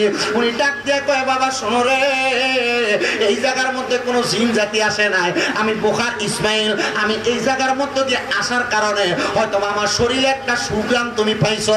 ডাক দিয়া কয় হুজুর আপনার সুগ্রাণটা আমার কাছে বড় ভালো লাগছে। বলে আমি তো শরীরে কোনো সুগন্ধি দেই নাই। হুজুর সুগন্ধি দেন নাই, তাহলে সুগ্রাণ আসলো কোথা থেকে? বলে আমি একটা আমল করি। বলে আমলটা কি? বলে ওই আমল হইলো যখনই আমার ওযুটা ছুইটা যায় আমি সাথে সাথে ওযু বানাইয়া নেই। জোরে জোরে কোন সুবহানাল্লাহ। উনি ডাক দিয়ে কয় যখনই আমার ওযুটা ছুইটা যায় আমি সাথে সাথে ওযুটা বানাইয়া নেই। ওযু বানানোর কারণে আমার শরীরের মধ্যে আলাদা একটা সুগ্রাণ থাকে, ওযুর বরকতের কারণে আমার শরীরের মধ্যে আলাদা একটা আম্বরের গ্রানের মতো থাকে। হুজুর আপনার কাছে বুঝতে পারলাম। এবার ওই হুজুর যাইয়া বাড়ির মধ্যে তার বউয়ের কাছে এমন কথা বলছে, কিন্তু ওই ব্যক্তির স্ত্রীটা ছিল বড় অবাধ্য। হুজুর আপনি আলেম মানুষ, আপনি বুজুর্গ মানুষ, আপনার বউ কেন অবাধ্য? বউ কি অবাধ্য হয় না? যত বড় বুজুর্গ বউর কাছে ধরা কথা কন না কেন? না না না, মহিলারা স্বামীদেরকে এমন আলাদা টর্চারিং করা তবে তবে চিন্তা করবো হুজুরের দাওয়াত দিই না আমরা লেগে ভুল হই সেইটা না। মা বোন আপনি যদি জান্নাতে যাওয়াটা কি করেন, ঠিক আছে না? জান্নাতে যাওয়া যদি কোনো মহিলা সহজ বানাইতে চায় তাহলে ওই মহিলার 1 নাম্বার কাজ হলো জামাইরে যত খুশি করতে পারে। সুবহানাল্লাহ কর। আর মহিলারা এখন তারা যে একটা সিস্টেম হয়ে গেছে, জামাই রাগ করলে এই বিছানা তার ঘুমানি নেই, রাগ করে বাপের বাড়ি যান গিয়া। আল্লাহর নবী কয় জি না, কোনো স্বামী রাগ করছে আর ওই মহিলা যদি স্বামীর রাগ ভাঙানোর আগে ঘুমায় সারা রাত্র আল্লাহর ফেরেশতারা ওই মহিলার লানত দেয় আর বদদুয়া দেয়। হাজার রাগারাগি হইলেও রাত্রবেলা ওই মহিলা স্বামীর রাগ ভাঙানো ছাড়া ঘুমাইতে পারবে না। আল্লাহর নবী কইছে যদি ঘুমায় তাহলে আল্লাহ তাআলা রহমতের ফেরেশতা কি করে? ওই মহিলার লানত দেয়। ফেরেশতা লানত দিলে আপনি বাঁচার উপায় আছে। দুনিয়ার মানুষের মাইর তো সাধারণভাবে মারলে গায়ে লাগা থাকে, আর আল্লাহর মাইর দুনিয়ার বাইরে। এই কথা কন না কেন? এজন্য মা বোনের প্রতি আবদার হইলো স্বামীরে যত খুশি করতে পারবেন আপনার জান্নাত তত সহজ। আল্লাহ কবুল করুক। জোরে কোন আমিন। এক মহিলার আমি আমার জুমা মসজিদের এলাকায় ওয়াজ করার পরে ইবিডিআই আমার কাছে বিচার দেয়, হুজুর আপনি যে কইছেন স্বামীরে খুশি করতাম, এবার আমার 2 দিন পরে পরে মদ খাই আমারে। আমি কইছি মদ খাই আমারে, মদ যে খায় তখন তার মাথা ঠিক থাকে। আমি কইলাম কয় না, তাহলে তে মারে না তোমারে, যেটা খাইয়া আইয়ে ওইটা তারে মারে। আমি কইলাম মারার পরে সকালে ঘুম থেকে ওঠার পরে তার ব্যবহার ভালো না খারাপ? তো হুজুর বিশ্বাস করেন মদ না খাইলে তার ব্যবহার যত সুন্দর, তে মদ খাওয়ার পরে আমার মনে হয় না এটা দিতে আমার জামাই। আমি কইলাম আচ্ছা এটা তোমার জামাই মনে হয় না? মা এতটুকু মনে রেখো, মদ খেয়ে যখন আসবো তুমি তোমার জামাই লোকে সেটাচিটি করো। করি। কেন করো? মদ খাই কেন? এই জন্য করি। আমি কইছি আজকে থেকে তোমার সেটাচিটি বন্ধ, আজকে থেকে তোমার সেটাচিটি বন্ধ, সেটাচিটি করবে না। আজকে থেকে সালাম দিয়ে ঘরে ঢুকাইবা। মদ খাইছেন আইয়েন, আপনার জন্য সুন্দর ব্যবস্থা সুন্দর করে আনবেন হুজুর। এরপরে 3 সপ্তাহ পরে বেটি আমার কাছে হুজুর কেমন খায় না মদ। আমি দিয়ে গেলাম কারণ কি? হুজুর সুন্দর করে আপ্যায়ন করে ঘরে ঢুকাইছি, আমার জামাই বড় খুশি হয়ে গেছে। এখন চিন্তা করে মদ খাইলেও আমার আদর করে, না খাইলেও করে, তো না খাওয়াই তো বালা, ঠিক না? আমি ফেসবুকে এক সময় একটা ঘটনা করছি, ওই এক বেড়ি এক মাইয়া তার মার কাছে বিচার হয়ে গেছে, মা গো তোমরা আমার কোন জামাইয়ের কাছে বিয়া দিছো? এই জামাই তো স্বভাব বালা না, এই জামাইটা আমার খালি আমার লোকে মারধর করে, আমার ধমক দেয়। মা আমি এই জামাইয়ের ভাই খাইতাম না। তুই জামাইয়ের ভাত না খাইবি কেমনে? এমন ওইখান থেকে চলে এলে তো জামাই থাকতে মানুষ তোর অফয়া কইব যে জামাইয়ের ভাই জামাইয়ের ভাত খাইতে পারছে না, তুই বালা মহিলা না। তো মা কি করতাম? তারা মাইরা ফেললে ভালো হইব। মাইরা ফেলিস। তো মহিলা কি করছে? আস্তা চিনি রে ভাইটা পাউডারের মতো বানায় দিয়ে দিছে একটা কাগজে পেছে। মা এই নে, এটা তোর আমি দিয়ে দিলাম, এটা নিয়ে তোর জামাই যখন পানি খাইবো তার পানির ভিতরে একটু একটু করে দিবি। 3 মাসের মাথা তোর জামাই মরে যাবে। কয় মাসের মাথা? 3 মাসের মাথা। তবে মা আরেকটা ওষুধ আছে, এই ওষুধটা আবার তোর মুখে রাখতে হবে। এটা কি? সুপারির উপরে লাল রং লাগিয়ে দিছে। কিসের উপরে? সুপারির উপরে। মা গো তোর জামাই যতক্ষণ ঘরে থাকবো এই 2টা সুপারি তুই তোর গালের মধ্যে দিয়ে রাখবি। কোন জায়গায় দিয়ে রাখবি? গালের মধ্যে দিয়ে রাখবি। হুজুর আমি এই ঘটনা যখন আমি পড়তে আমি দেখি মহিলা ঠিক মহিলার মার কথা মোতাবেক 2টা সুপারি লাল রঙের গালের মধ্যে দিয়ে রাখছে, আর যে পাড়া চিনি গুলা জামাইরে গুলা গুলা খাওয়াইছে। এখন 3 মাস যখন যায়, 3 মাস শেষ হইতে আর বাকি আছে কয়দিন? 1 দিন। মহিলা তাড়াতাড়ি দৌড়ে এসে তার মার কাছে, মা আমার জামাই তো 3 মাস হয়ে গেছে, এই 3 মাস আমার মারছেও না, এই 3 মাস আমি সুন্দর ব্যবহার করছি আর মুখের ভিতরে সুপারি গুলা দিয়ে রাখছি যতক্ষণ আমার জামাই বাড়িতে ছিল। কারণ মা আমি চাই আমার জামাই যখন না মরে তার লগে সংসার করতে। মা আমার জামাইয়ের কোনো দোষ নাই। মহিলা কয় বন্ধ মা তোর জামাইয়ের কোনো দোষ নাই, আসলে দোষ আছিল তোর থোতা। থোতা চিনুননি? কোনটা থোতা? ও মুখের দোষ আছিল। তুই যখন তোর জামাই ঘরে থাকতে মুখের ভিতরে 2টা সুপারি দিয়ে রাখছিলি, কোনো কথা কইছস না, সুন্দর ব্যবহার করছ, অন্তর জামাই আর করে মারে না। আর তোর জামাইতে ওষুধ খাওয়াইছে, এটা ওষুধ না, এটা বাড়া চিনি। তোর জামাই খাইছে আর মজা পাইছে, ওর লাগে তোর আর মারছে না গোমা। মায়া কয় আম্মা বুঝছি আপনার সারা কি, তাহলে আমার মুখের দোষের কারণে মনে আমার সংসারটা ভালো মতো হয়েছে না। তাহলে বোঝা গেল অনেক মহিলাদের সংসার ভাঙে কিসের দোষে? না কোন দোষে? মুখের দোষে ভাঙে। আল্লাহ তাআলা এমন দোষ থেকে আমরা মা বোন সবাই বাঁচাক। আমিন কর, আস্তে আমিন কর, আরো জোরে বলেন আমিন। সবাই মুহাব্বতে জোরে সরে পড়েন আল্লাহুম্মা।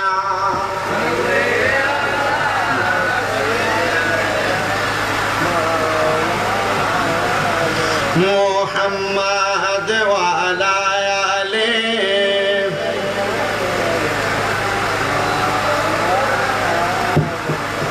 নবীজি আপনার ভালোবাসা ইমানদারের ঠিকানা,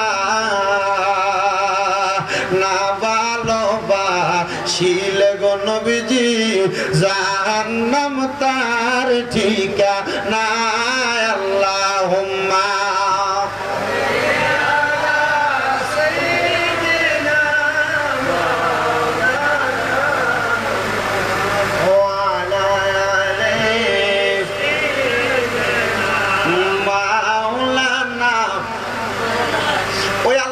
সুগ্রানটা পায়া বাড়ির মধ্যে যায় ওনার স্ত্রীকে ডাক দিয়া বলে, স্ত্রী গো ও আমার স্ত্রী, তোমার কাছে আমি একটা আমলের কথা বলবো। বউকে কিসের আমল?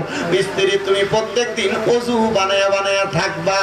ওই বউটা ডাক দিয়া কয়, স্বামী ওযু বানায়া থাকবো, আপনার এই কথাটার আমল আমি করার জন্য আপনি আমারে বারবার বলতেছেন, ঠিক আছে আমি আপনার কথাটা মানবো। জীবনে তো কোনো কথা মানি নাই, এখন থেকে আমি ওযু বানায়া থাকবো। বন্ধুরে ওই স্বামীর কথাটা স্ত্রী বিবাহের পর থেকে আর একদিনও মাতে নাই, শুধু একবার ওই মাতছে। জীবনে আর কোনোদিন কোনো কথা মানেই নাই বিয়ার পরে কথা মানছে কোনটা একটা জামাই আদেশ করছে বউ তুমি তো দুনিয়াতে কত অপকর্ম করো তুমি একটা আমল করো না একটা কথা শোনো না আমি জামাই হিসেবে তোমার কাছে আবদার জানাইছি একটা বউ কই আবদারটা কি বলে তুমি সব সময় ওযু করে থাকবা কি করে থাকবা কথা কন না কেরে কি করে থাকবা ওযু করে থাকবা ওই বউ ডাক দিয়া কই স্বামী আপনার কথা মানলাম ওযু করলেন একদিন দুই দিন তিন দিন চার দিন করে করতে থাকলেন একটানা 1 বছর গেল হঠাৎ করে ওই বুজুর্গ আলেম বুজুর্গ ব্যক্তি ইন্তেকাল করলেন ইন্তেকাল করার পরে জামাইয়ের জন্য বউ যত কিছু করুক না কেন ইন্তেকালের পর কান্না করে না কান্না করতেছেন এবার কান্না করতে করতে করতে করতে যদিও মহিলাটা নামাজ পড়তেন না ইবাদত করতেন না কিন্তু স্বামীর ইন্তেকালের পরে স্বামী বুজুর্গ মানুষ ছিলেন ভালো মানুষ ছিলেন স্বামীর জন্য মুনাজাতে হাত বাড়ায় কান্না করে মাবুদ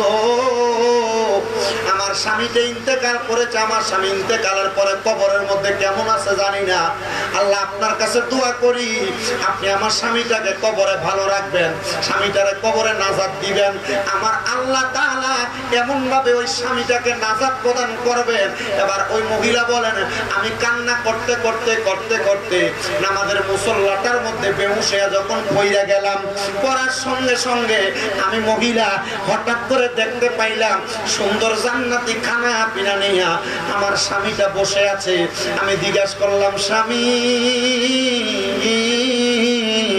আপনি তো আমাকে দুনিয়াতে কবরের ভয় দেখাইতেন জান্নাতের লোভ দেখাইতেন কবরের মধ্যে ভয় আছে যদি দুনিয়াতে আপনি ভালো কাজ করে না মরেন আবার কবরের মধ্যে জান্নাত আছে যদি আপনি দুনিয়াতে ভালো কাজ করে মরতে পারেন ও স্বামী আপনার কবরের মধ্যে কেমন অবস্থা আমি মহিলা ডাক নিয়ে কয়ে জগৎবাসী শুনে নাও আমার স্বামী আমারে বেহুশ অবস্থায় শব্দের মধ্যে উত্তর প্রদান করেছে হে আমার কলিজার টুকরা স্ত্রী আমার কবরের মধ্যে আমার আল্লাহ তাআলা আমারে বড় ভালো রাখছেন আমারে বড় শান্তিতে রাখছেন এবার মহিলা ডাক দিয়া কয় হে আমার কলিজার টুকরা স্বামী আপনার সামনে তো একটা খাবারের থালা দেখা যায় ওই থালার মধ্যে কত সুন্দর সুন্দর খাবার দেখা যায় আপনাকে তো খাবারগুলো খাইতে দেখি না ওই মহিলা এই কথাটা বলতে দেরি স্বামীটা ডাক দিয়া কই স্ত্রী গো এই খাবারের মালিক আমি একা না খাবারের মালিক আমরা দুইজন মানুষ ছাড়া এই খাবারের মধ্যে হাত দেওয়া যাবে না এবার বাবাজিরা বন্ধুরা এই কথাটাকে একটা হকের কথা আপনাদেরকে বোঝায় দিয়া যায় সমাজের মধ্যে অনেক মানুষ দেখা যায় যারা তাদের ভাইয়ের বোনের হক ভাইয়ে বুঝাইয়া দেয় না বিয়ে দেওয়ার পরে আবার অনেক ভাই মারা যাওয়ার পরে ভাই ভাতিজাদেরকে তাদের হক বুঝাইয়া দেয় না এমন দুশ্মন দুনিয়াতে আছে না নাই কথা বলেন এমন বাজে লোক আছে না মানুষের হক দখল করে খায় অথবা দুনিয়ার জমিনে তার কাছে কারোর কোনো হক আছে তার কাছে কোনো পাওনা আছে এগুলা দেয় না আল্লাহর নবী কই এগুলা জুলুম আর জুলমু জুলুমাত ইয়াউমাল কিয়ামা জুলুমকারী কিয়ামত দিবসে অন্ধকার রূপে উঠবে অন্ধকার রূপ উত্তোলন হবে ওই মহিলা ডাক দিয়া কয় স্বামী আপনার সামনে এত মজার মজার খাবার আপনি কেন খান না স্বামী ডাক দিয়া কয় হে আমার স্ত্রী এই খাবারের মালিক আমি একা না এই খাবারের মালিক হইল দুইজন ব্যক্তি যারা এই খাবার আর কেউ খাইতে পারবে না স্ত্রী ডাক দিয়ে কয় স্বামী গো খাবারের মালিক দুইজন আরেকজনকে আপনি একজন আমি বুঝতে পারলাম আরেকজনের নামটা কি উনি ডাক দিয়ে কয় আরেকজন হইলা তুমি আমার স্ত্রী মহিলা কয় স্বামী আপনার কথা কোনোদিন আমি মানলাম না শুধু একটা কথাই মাত্র মানলাম ওযু অবস্থায় থাকি স্বামী একটা কথা মানার কারণে কি আল্লাহ তাআলা জান্নাতে আমার জন্য খাবার রাখছেন ডাক দিয়ে কয় হ্যাঁ গো স্ত্রী আমি স্বামীর একটা কথা মাইনা ওযু করে সব সময় থাকার কারণে আল্লাহ তাআলা তোমার জন্য এই সুন্দর ব্যবস্থা করে রেখেছে ওই মহিলা উনি ওনার একটা লিখিত কিতাবের মধ্যে তাসকিরাতুল আউলিয়া আল্লামা ফরিদউদ্দিন আত্তারের লিখিত কিতাবের মধ্যে উল্লেখ হইতেছে ওই মহিলা বলতেছে আমি একজন মহিলা বিবাহের পর থেকে মরণের আগ পর্যন্ত আমার স্বামীর অন্য 10টা কথা মানি নাই মাত্র একটা কথা মানার পরে আমার স্বামী আমাকে ঘুমের ঘরে জানাইয়া দিছে আমার স্বামীর যেই খাবার জান্নাতের মধ্যে আছে ওই খাবার নাকি আমার স্বামী আমি মারা যাওয়ার পরে জান্নাতে আমারে নিয়া একসাথে খানা পিনা গুলা খাইবে হে জগৎবাসী, হে জগতের মহিলারা, হে জগতের মা বোনেরা, তোমরা যদি জান্নাতে যাইতে চাও স্বামীর কথার অবাধ্য হইবা না, স্বামীর কথার অমান্য করবা না। অনেক মহিলারা তো স্বামীর কথার এমন অমান্য করে, স্বামী যদি বলে তার মা বাবাকে বেশি করে দেখাশোনা করার জন্য, মহিলা সময় তার মা বাবার প্রতি অবাধ্য হয়ে যায়, মা বাবার সুন্দর করে দেখাশোনা করে না। এ আমার সোনার বাংলাদেশের মহিলারা, আমার আলোচনার আমার যত দূর পর্যন্ত যাচ্ছে, এই হবিগঞ্জ জেলার অন্তর্গত চুনারুঘাট থানাধীনে এই কালীনগর এলাকার মা বোনেরা যারা শুনতেছেন, সোশ্যাল মিডিয়ার মাধ্যমে যেই মা বোনেরা শুনবেন, আপনারা যদি জান্নাতের মধ্যে যাইতে চান, আমার আল্লাহ তাআলার আদেশ মোতাবেক, আমার নবীর আদেশ মোতাবেক আপনারা স্বামীর আদেশগুলা মাইনা চলবেন, স্বামীর অবাধ্য হবেন না, স্বামীর কথার উপরে আপনারা কথা বলবেন না। স্বামী যদি বলে তার মা বাবা, আপনার শ্বশুর শাশুড়িকে খেদমত করার জন্য আপনি খেদমত করবেন, আপনার মাকে আপনি যেই চোখে দেখতেন, আপনার শ্বশুর শাশুড়িকে আপনি সেই চোখে দেখবেন। আপনি কোনোদিন আপনার স্বামীকে আপনার মা বাবার ব্যাপারে কোনোদিন নাক গলায় ইন্টারফেয়ার কইরা আপনার স্বামীকে তাদের প্রতি অবাধ্য করার চেষ্টা করবেন না। চেষ্টা করবেন যদি আপনার স্বামী আপনার মা বাবার, আপনার শ্বশুর শাশুড়ির কথা না শোনে, আপনি আপনার স্বামীকে তাদের বাধ্যগতা বানানোর জন্য। কেন কেন কেন গো? কারণ আপনার জান্নাতে যাওয়ার জন্য আপনার স্বামী যেমন একটা রাস্তা, আপনার শ্বশুর শাশুড়ি ঠিক এমন একটা রাস্তা। আপনি আপনার মা বাবাকে যেমন ভাবে সম্মান করবেন, আপনি আপনার শ্বশুর শাশুড়িকে তেমন ভাবে সম্মান করবেন। কিন্তু বর্তমান সমাজে এমন অনেক যুবক দেখা যায়, এমন অনেক ছেলে দেখা যায় যারা তাদের বউয়ের কথা শুই না, মা বাবার সঙ্গ থেকে আলাদা হয়ে যায়, মা বাবার সঙ্গ থেকে জুদা হয়ে যায়, বউয়ের সঙ্গে ঝগড়া কইরা, ভাইয়ের বউয়ের সঙ্গে ঝগড়া কইরা মা বাবাকে আলাদা করে দেয়। মা বাবা এক বেলায় ঘরে ভাত খায়, আরেক বেলা আরেক ঘরে ভাত খায়। মা বাবা এক সপ্তাহ বড় ভাইয়ের ঘরে ভাত খায়, এক সপ্তাহ ছোট ভাইয়ের ঘরে ভাত খায়। না না না, ও কালীনগরের বাবাজিরা, বন্ধুরা, মা বাবারা এমন ভাবে আলাদা করবেন না। মা বাপরে বলবেন আপনারা কোনে করে যে খাবার খাওয়া লাগবে না, আপনারা আপনাদের ঘরে থাকবেন। আপনারা যদি 2 ভাই হন, আপনারা যদি 3 ভাই হন, আপনাদের 2 ভাই 3 ভাইয়ের ঘর থেকে 3 বেলা মা বাবার ঘরে খাবার যাবে, 2-3 রকমের খাবার যাবে। কারণ মা বাবা যখন বুড়া হয়ে যায়, তাদের জিহ্বার স্বাদ নষ্ট হয়ে যায়, কখন কি খাবে মা বাবা আপনাদেরকে মুখ ফুইটা বলে না। বললেনি সন্তান আমারে বলে আমার কামাই নাই, সন্তান বলে খাওয়াইতে পারবো না, সন্তানের ছেলের বউ আমাকে ধমক দিবে, এমন এই কারণে মা বাবা বলে না। বুঝতে পারছেন? মা বাবা যখন বুড়া হয়, মা বাবারে আপনি আলাদা করেন না, বদবদ করে পড়বেন, জুদা করেন না, বলে হুজুর আমার ভাই 1 সপ্তাহ খাওয়ায়, আমি 1 সপ্তাহ খাওয়াই, খাওয়াইেন না। কারণ বর্তমান সমাজের এমন অবস্থা, 1 সপ্তাহে 1 সপ্তাহ আপনার ঘরে খাবার করে, তখন আর আপনার বউ বালা বুড়া রান্ধে না। বুঝতে পারছেন? ভালো খাবার আর 1 সপ্তাহ রান্না করে না। বলে হুজুর আমাদের এলাকায় নাই এগুলা, বিভিন্ন জায়গায় এগুলা চলতেছে, বিভিন্ন জায়গায় চলতেছে। আমি যখন ছোট মাত্র মাদ্রাসায় ক্লাস 7-8-এ পড়ি, তখনও সোশ্যাল মিডিয়ায় গুগলের অনেক নিউজ দেখতাম, নিউজে দেখতাম যে ছেলে বিদেশে মার জন্য ছেলে টাকা পাঠিয়ে মুরগি কিনে খাওয়াইতে পাঠাইতো, আর মারে ব্যাং রেখে খাওয়াইছে ব্যাং। এমন অনেক ঘটনা আমি দেখছি, এমন অনেক ঘটনা আমি দেখছি, অনেক ঘটনা শুনছি। আর অন্ধ মা ছিল তো, মুরগি গোস্ত তো স্বাদ বোঝে, অন্ধ হইলে বোঝে না। বুড়া মানুষেরা জিব্বা লাগে স্বাদ বোঝে, তো বুঝছে এটা মুরগি গোস্ত না, বিস্তার নিচে রাখা দিছে ব্যাঙের গোস্ত গুলা। ফুট যখন বিদেশ থেকে আইছে, বাইক করে দেখাইছে, ফুট করবো আমার এগুলা খাওয়াইছে, দেখছে ব্যাঙের গোস্ত মাছ।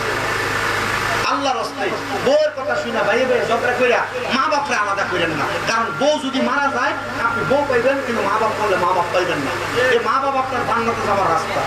বলেন আপনারা, মা বাপরে জান্নাতে যাওয়ার রাস্তা আমরা বানানোর দরকার আছে না নাই? আল্লাহ নবী কয় তার কপাল মন্দ, তার কপাল মন্দ, ওই ব্যক্তি হতভাগা। নবী 3 বার বলছে ওই ব্যক্তি কপাল পোড়া, হতভাগা, কপাল পোড়া। নবীজি কে? বলে সেই ব্যক্তির মা বাপ দুনিয়াতে আছে, খেদমত করে জান্নাত দুনিয়াতে নিতে পারে নাই, তার মতো কপাল পোড়ার কেউ নাই। সুবহানাল্লাহ বলবেন না? এজন্য যুবক বারা, মুরব্বী বাবাজিরা, পর্দার অন্তরালের মা বোনেরা, যদি মা বাবা বেঁচে থাকে, আপনারা আপনাদের মা বাপকে সম্মান করবেন, তাজিম করবেন, মা বাপকে জুদা করবেন না, আলাদা করবেন না। কারণ এই কোরবানির ঈদ চলে গেছে, কত সন্তান মা ছাড়া বাবা ছাড়া তারা কোরবানি দিয়েছে, কত সন্তান মা ছাড়া বাবা ছাড়া কোরবানি দিছে, গোশতগুলা মুখে নেওয়ার সময় চোখের পানি ঝরঝর করে ছেড়ে দিছে। আমার অনেক যুবকেরা অনেক প্রবাসীরা বিদেশ থেকে পর্যন্ত কল দিয়ে দিয়ে বলছে, হুজুর আমার মা কবরে, বাবা কবরে, বাড়িতে 1.5-2 লক্ষ টাকা দামের গরু কিনা কোরবানি দেওয়া হয়েছে। হুজুর গত বছর আমার মা ছিল, আমার বাবা ছিল, আমরা মুখের মধ্যে কোরবানির গোশতগুলো দেওয়ার আগে আমার মা বাপকে খাওয়াইতাম। এখন আমার বাড়িতে কোরবানি হয় কিন্তু আমার মা নাই, বাবা নাই। আমার কোরবানির পশুর গোশত কত মানুষ খায় কিন্তু আমার মা বাবা খাইতে পারে না। সন্তানের দলেরা করজোরে আবদার জানাইবো, এমন মা বাবা যদি কবরে থাকে, আম্মা আব্বার জন্য কিছুক্ষণ পর মুনাজাত হবে, শুধু দোয়া করবা, রব্বির হামহুমা কামা রব্বায়ানি সগীরা ওয়া কুর রব্বির হামহুমা কামা রব্বায়ানি সগীরা। আল্লাহর নবী উম্মতের দলেরা যখন কোন সন্তান তার জবান দ্বারা এমন ভাবে তার মায়ের জন্য, বাবার জন্য দোয়া করে, আর তার চোখের মনি কোঠার মধ্যে একটা মাছির মাথা পরিমাণ পানি ছেড়ে দিয়ে কান্না করে, ওই পানিটা মাটিতে পড়ার আগে আমার আল্লাহ তাআলা তার মা বাবার জীবনের গুনাহ মাফ করে দেয়। এখানে অনেক সন্তান আছে, কোরবানির গোশত মুখে দিয়েছো, ঈদের দিনে বাড়িতে আইসা তোমার চোখের সামনে কত মানুষ তাদের মা বাপকে সালাম করেছে, কিন্তু তোমার মা নাই, বাবা নাই, তোমরা তোমাদের মা বাবার সঙ্গে পায়ে ধরে সালাম করতে পারো নাই, মা বাবার কাছে কোনো আদর স্নেহ নিতে পারো নাই। সন্তানের দল মা বাবা কবরে, বাবা কবরে, আল্লাহর রাস্তায় মা বাবার জন্য বেশি বেশি করে দোয়া করবা। কিন্তু এমন অনেক সন্তান আছে, মা বাবা বেঁচে আছে কিন্তু মা বাবার মাপ চাইবে দূরের কথা, মা বাপকে খাবার দেয় না, মা বাপকে জুদা করে দিছে, মা বাপকে আলাদা করে দিছে। আল্লাহর রাস্তায় আবদার জানায়, যদি কেউ মা বাবার সঙ্গে এমন কোনো অসদাচরণ কইরা থাকো, এখান থেকে বাড়িতে যে মা বাবার পাতার মধ্যে ধরবা, বলে হুজুর মা বাবার পায়ে ধরে মাপ চাইবো, আমার কি সম্মান ছোট হবে না? না রে না, মা বাবার পায়ে ধরলে সম্মান কমে না, মা বাবার পায়ে ধরলে দাম কমে না। যার মা নাই তারা জিজ্ঞাসা করো, বাড়িতে গেলে মার মুখটা দেখে না। যার বাবা নাই তারা জিজ্ঞাসা করো, বাড়িতে গেলে বাবার মুখটা দেখে না।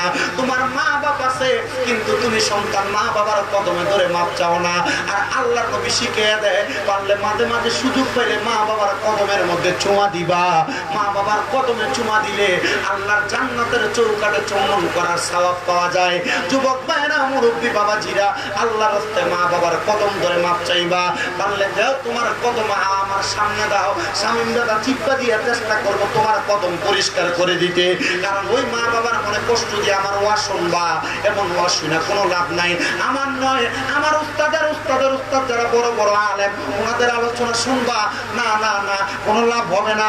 এই মাহফিলের বিশেষ অতিথি আব্দুল মুকিত শাহিন সুন্নি আল কাদরি হুজুরের বয়ান শুনবা, কোনো লাভ হবে না। কারণ ওই মা বাবা তোমার সবচাইতে বড় জান্নাতের পথ, এদের মনে কষ্ট দিয়া ওয়াজ শুনবা, না, লাভ হবে না। এই জন্য আপনারা বলেন, আমার আল্লাহ তাআলার খুশির জন্য মা বাপকে খুশি করার দরকার আছে না নাই? যাদের বাড়িতে মা বাবা আছে বলে, হুজুর আমি আমার জীবনে মা বাবার সঙ্গে কোনো অন্যায় করি নাই, আজকে এখান থেকে যাওয়ার পরে মা বাবার পায়ে ধরে মাপ চাইবেন। বলে, হুজুর কেন? আমি তো অন্যায় করি নাই। আপনি যখন মা বাবার পায়ে ধরে মাপ চাইবেন, মা বাবা মনে মনে বলবে, দেখছো শামীম রেজা সেই কুমিল্লা শহরে তার বাড়ি, এখানে আইসা ওয়াজ করার কারণে আমার সন্তান বাড়িতে এসে আমার পায়ে ধরে মাপ চাইছে। মা বাবা বলবো, হ্যাঁ ওয়াজে কাজে লাগছে, দিদের সন্তান মাপ চাইছে। বাবারে অনেকে চিন্তা করে, হুজুর যাদের বাড়িতে বাবা আছে তারা বাড়িতে যে বাবার পায়ে ধরে মাপ চাইবো, যাদের বাড়িতে মা আছে তারা বাড়িতে যে মার পায়ে ধরে মাপ চাইবো। হুজুর আমার তো মা নাই, আমি কার পায়ে ধরে মাপ চাইবো? হুজুর আমার তো বাবা নাই, আমি কার পায়ে ধরে মাপ চাইবো? পর্দার অন্তরালে অনেক মা বোনেরা বসে আছে, যাদের মা নাই, যাদের বাবা নাই। আল্লাহ তাআলা যেন নূর নবী রহমাতুল লিল আলামিন নবীর উসিলায় যাদের মা বাবা কবরে, আম্মা আব্বার কবর জান্নাতের ফয়সালা করে দেয়, পড়ে না আমিন।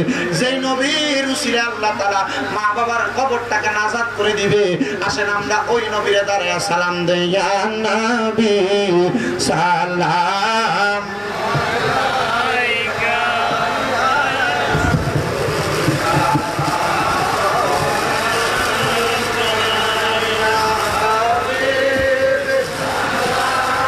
ওয়ালাইকা সালাতুল্লাহ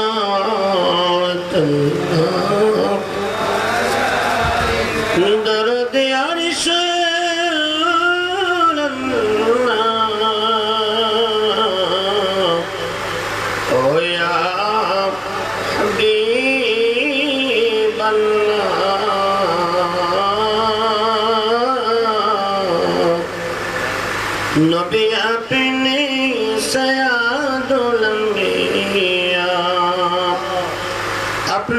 জন্য বানায়া